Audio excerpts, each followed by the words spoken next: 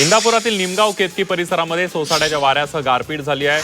गारपीट आणि पावसामुळे शेतकऱ्यांचं मोठ्या प्रमाणावर नुकसान झालं। शेतकऱ्यांनी नुकसान भरपाईची मागणी केली आहे, तर काही ठिकाणी झाडं कोसळून वाहतूक विस्कळीत झाली होती।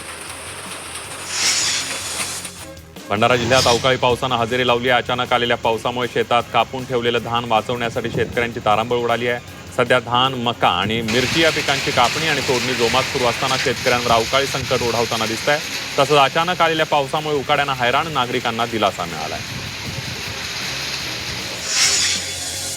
भंडाऱ्यात एटीएस आणि आयबीनं संयुक्त कारवाई केली आहे। भंडाऱ्यातील एका तरुणाला एटीएसनं ताब्यात घेतले। दुबईतील गँगस्टरच्या संपर्कात असल्याच्या संशयातून कारवाई करण्यात आली आहे। तरुण गँगस्टर शहजाद भट्टीच्या संपर्कात असल्याचा संशय व्यक्त केला जातोय। सध्या संबंधित यंत्रणांकडून त्याची कसून तपासणी सुरू करण्यात आली आहे।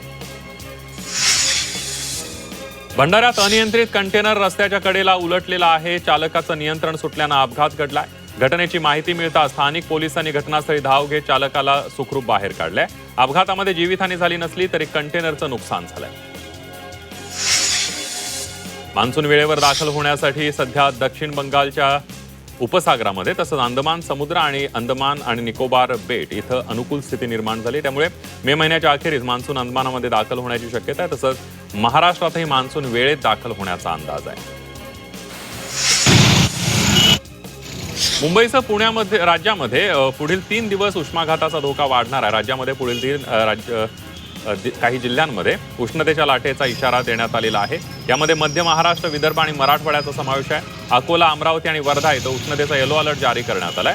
अकोला आणि अमरावतीमध्ये पारा पुन्हा एकदा 45 अंशांवर गेलाय, तर दुसरीकडे कोकणात उष्णतेची लाट नसली तरी तापमान अधिक असेल असं हवामान विभागानं सांगितलेलं आहे। नाशिक जिल्ह्यात 2 दिवस उष्णतेची लाट कायम आहे। नाशिकमध्ये तापमान 41.2 अंशांवर आहे, तर मालेगावात तापमान 43.8 अंशांवर आहे। नाशिक जिल्ह्यात पुढील 2 दिवस उष्णतेचा तडाखा कायम राहणार असल्याचा इशारा हवामान विभागानं दिलेला आहे। वाशिम जिल्ह्यात उष्णतेची तीव्रता दिवसेंदिवस वाढते आहे। काल जिल्ह्यामध्ये कमाल तापमान 43.4 अंश सेल्सिअस इतकं नोंदवण्यात आलंय।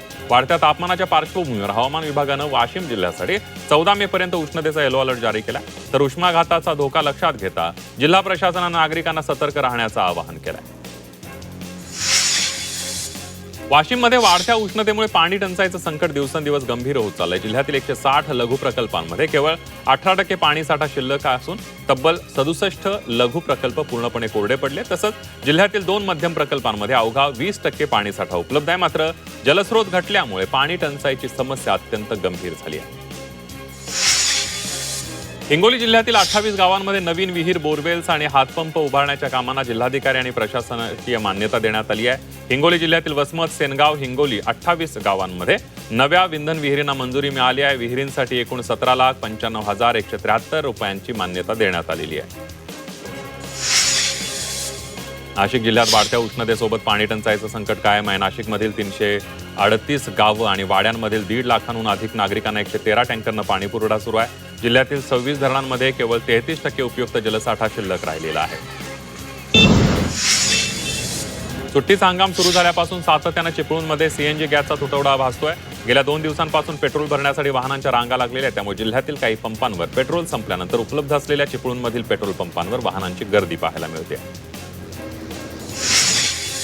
सिंधुदुर्ग जिल्ह्यातील काही भागात इंधन तुटवडा जाणवू लागलेला आहे। सिंधुदुर्ग जिल्ह्यामध्ये काही पेट्रोल पंपांवर पेट्रोल, डिझेल मिळणं बंद झालंय, तर काही पेट्रोल पंपांवर कमी प्रमाणामध्ये पेट्रोल उपलब्ध आहे। त्यामुळे लांबचा प्रवास करणाऱ्यांना अडचणींचा सामना करावा लागतोय।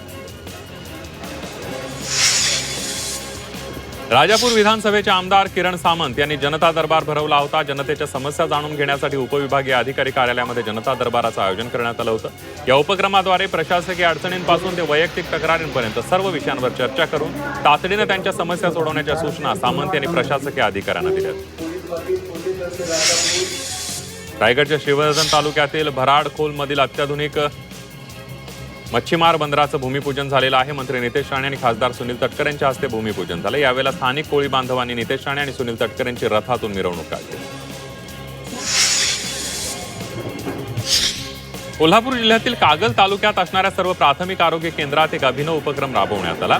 या उपक्रमांतर्गत प्रत्येक दिवशी पेशंटच्या बेडवर वारानुसार बेडशीट अंथरले जाते। त्यामुळे पेशंट असो किंवा नातेवाईक त्यांच्या मनामध्ये बेडशीट बदलला आहे की नाही या संदर्भातला संभ्रम दूर होतोय। देशातील रुग्णांना बनावट औषधांचा धोका वाढलेला आहे. केंद्र सरकारकडे ही बाब वारंवार निदर्शनास आणूनही जेनरिक औषधांच्या नावाखाली हा प्रकार सर्रास खपवला जातोय. अनेक औषध निर्मात्या कंपन्या कमी प्रतीची औषधं अधिक रक्कम घेऊन रुग्णांच्या माथी मारतायत.